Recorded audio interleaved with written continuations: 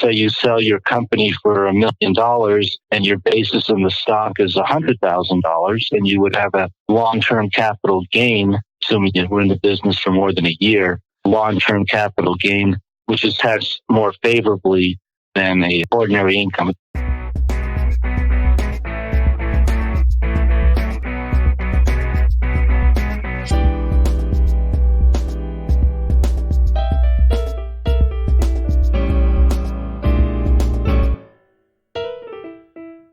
Hello, everyone. Welcome back to Cashing Out, brought to you each week by Hoban Law. With me today, we have a full house in the MJBulls studio. As always, we have our co-host, Dena Jalbert from Align Business Advisory Services. Hey, Dena. Hey, Dan. And our legal advisor, Larry Mishkin from the Mishkin Law and Hoban Law. Hi, Larry. Dan, how are you? Dena, nice to see you guys. You as well.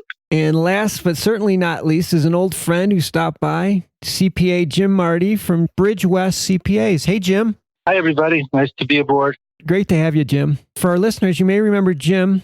He was a guest on the MJBulls Things to Know When Raising Cannabis Capital series back in September. Jim founded one of the first cannabis accounting practices in the early days of cannabis and built Bridgewest Accounting into one of the largest cannabis accounting firms in the country. If I remember correctly, you have locations in every state where cannabis is legal. So yes, we have clients, not so much office locations, but we have clients in every state that has some form of legal cannabis. Do the tax and accounting work for about 250 license holders nationwide. Wow, that's up, because I think when you were on the show back in September, it was like 200. Good for you, Jim. That was Oklahoma. Oklahoma put it over the top. Well, good for you. A lot of license holders in Oklahoma. Well, Jim, let's talk today about selling a cannabis business. We're going to keep it pretty loose. And Larry and Dena, if you want to jump in at any time, just please do. I guess I'll get it kicked off. Ask Jim, when you're preparing for an exit, what are some accounting or tax steps that a business owner can take to sort of facilitate the process and maybe reduce their ultimate tax liabilities? Oh, great question. And lots of ways you can get your business ready for a acquisition. One is you want to have everything in very good order, your tax returns caught up and ready to be shown to the potential buyer once you're under a mutual non-disclosure agreement. I guess that would be the first thing, a mutual non-disclosure agreement. But then having your tax returns up to date, your sales tax returns ready and available. Now, for larger companies, if you can provide audited or CPA prepared financial statements, that can not only facilitate the sale, but it can increase the value of your business because the potential buyer knows that he can rely on the financial statements. Being up to date also in regards to your SOPs, your standing operating procedures, if you're a cultivator, your grow techniques, if you're an extractor, your standard operating procedures and recipes for extraction and finished goods like edibles or vape pens. Having all those in 3-ring binders and up to date and ready to go are very important to help you enhance the value of your business and also expedite the sale. You mentioned audited financials, and I know that this question comes up occasionally. Can you explain to our listeners the difference between reviewed statements and audited statements? Yes. Well, the most important concept is whether they're audited or reviewed, the financial statements are the company's financial statements. They're not the CPA firms. And so the CPA firm is opining that the financial statements prepared by management are presented fairly. That's an audited financial statement. A reviewed financial statement is a lesser in scope in that the CPA firm is helping to ensure the financial statements are in accordance with generally accepted accounting, not necessarily passing opinion that they're presented fairly. I'm assuming unaudited financial statements are more expensive because there's a lot more detail involved. Well, that's it exactly. The audited financial statements, the CPA firm tests the numbers to make sure that there's no material misstatements.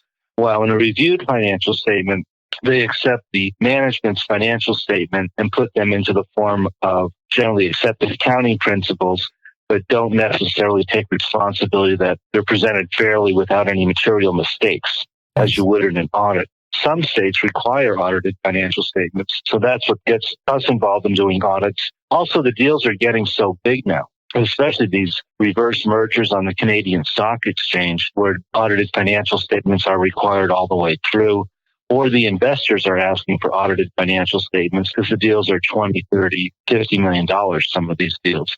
If you're on the Canadian exchange, you're going to have to prepare audited financial statements through your filings on the Canadian exchange. And there's even some cannabis companies trading on the OTC, the over-the-counter market in the United States. This has all come so fast. I think everyone on the panel will agree. They never thought that the cannabis industry would come so far so fast, where now we're looking at publicly traded companies coming in with very large sums of capital. I'll let the others make a few comments. Yeah, Dena, maybe you can jump in. I know you had some questions for Jim.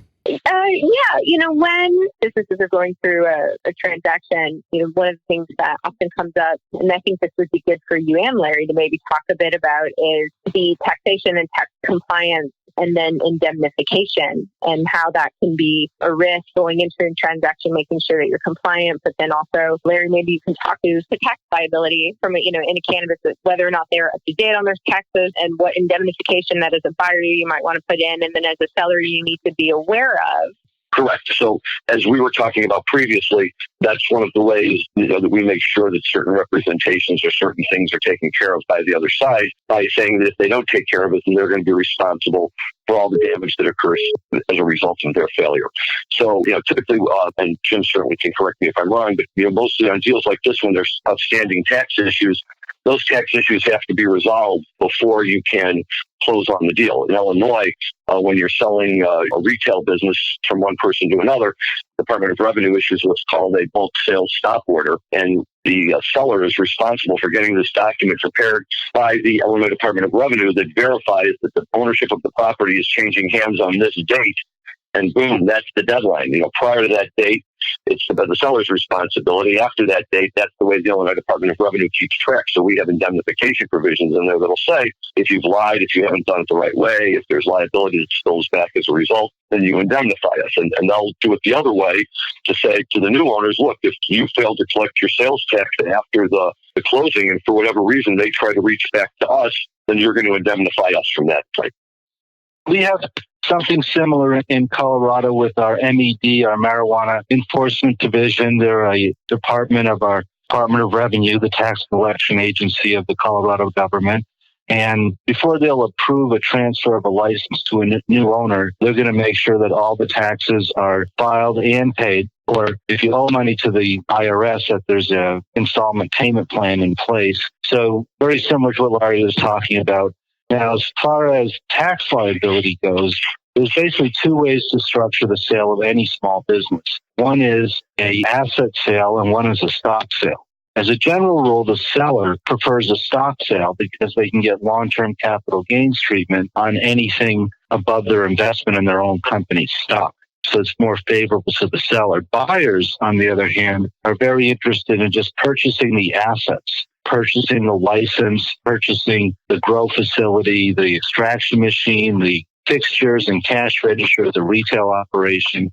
And the reason that buyers want to buy assets is there's two reasons. One, it does help break the liability chain on the taxes. So if the seller, a year or two after the sale, gets audited, it should not affect the buyer because they basically have put the assets in a brand new company, breaking the tax liability chain. The other reason they like to buy the assets is because they can depreciate those at the price they purchased them for.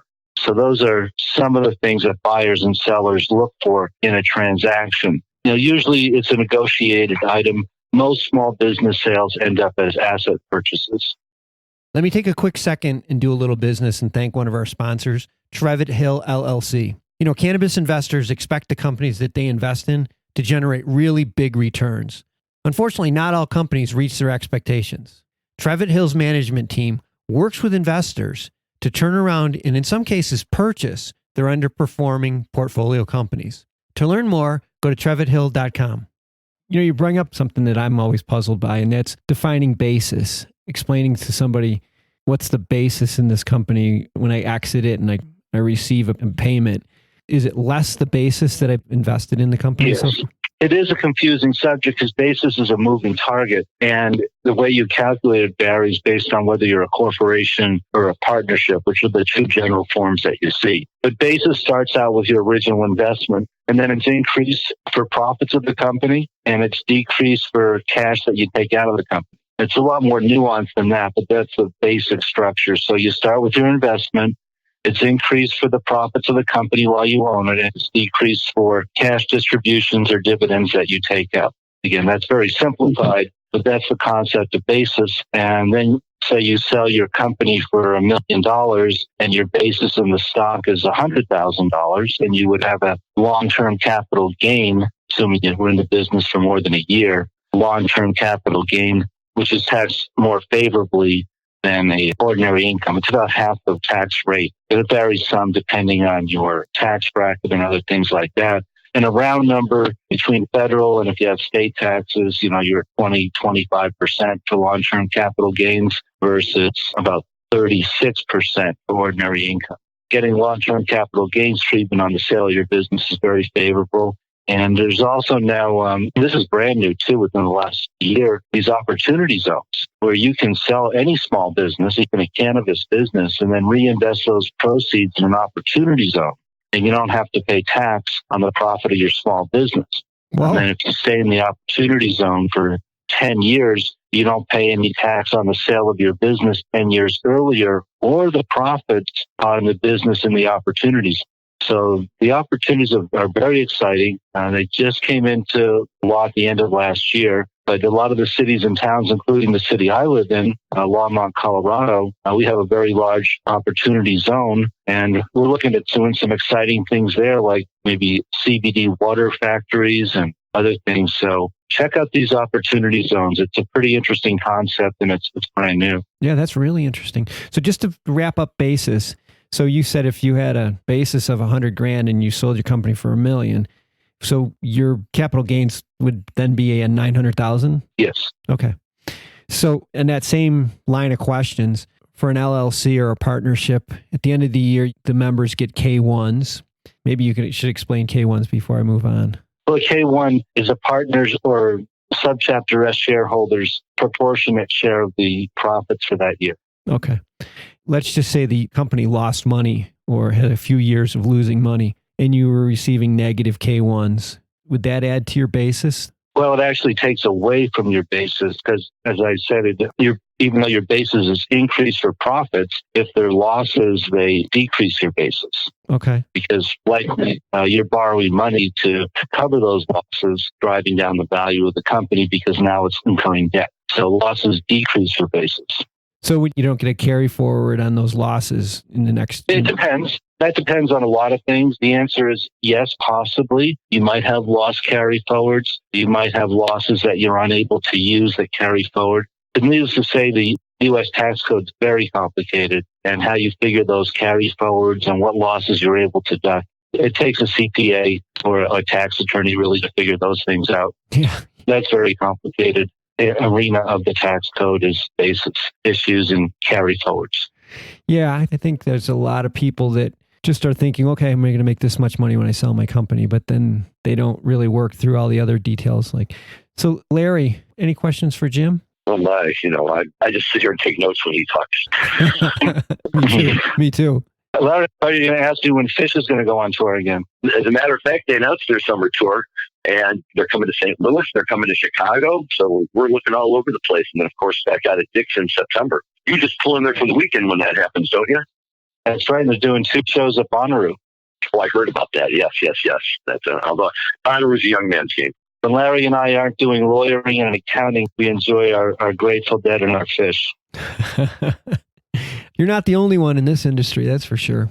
Yeah. When people came to me and said, will you sign our tax returns for the cannabis industry after being lucky enough to see Jerry Garcia 45 times before he died, I said, how could I say no to these people? They're my people. Yeah, that's right. That's part of what motivated me to get into cannabis is my many years of enjoying and touring around with the Grateful Dead.